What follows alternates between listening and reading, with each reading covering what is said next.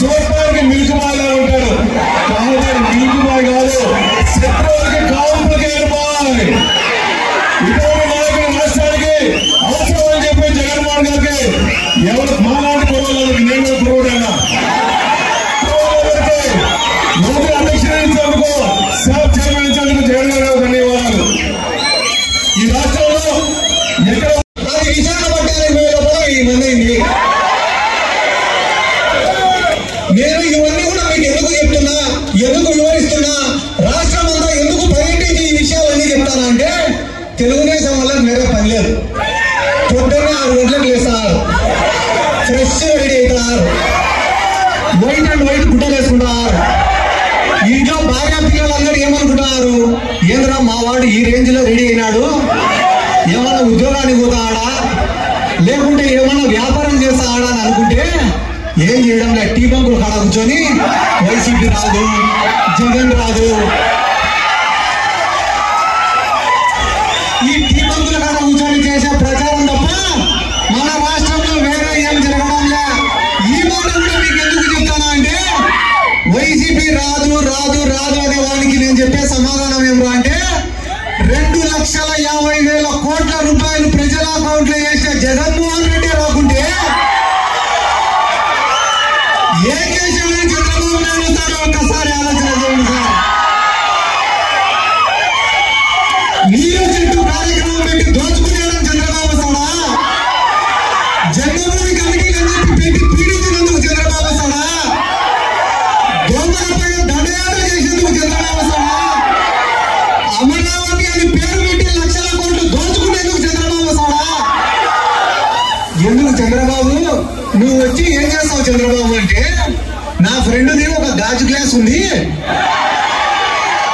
నువ్వు వచ్చి ఏం చేస్తావు చంద్రబాబు అంటే నా ఫ్రెండ్ది ఒకటి గాజు గ్లాస్ ఉంది, దాంట్లో మంచి క్వాలిటీ మద్యం వేసి జనాలకు తాపించేదానికి వస్తాడంట.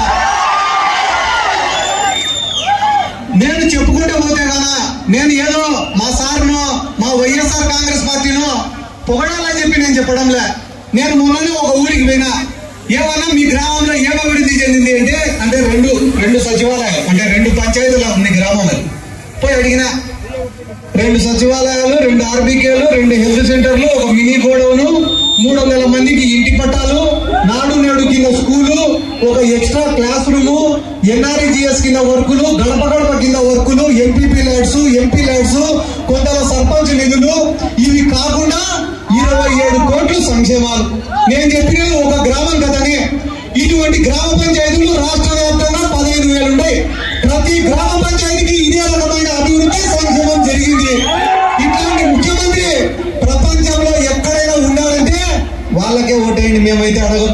ఓటు అనేది అడగాల తప్ప అడుక్కోవాల్సిన అవసరం లేదు.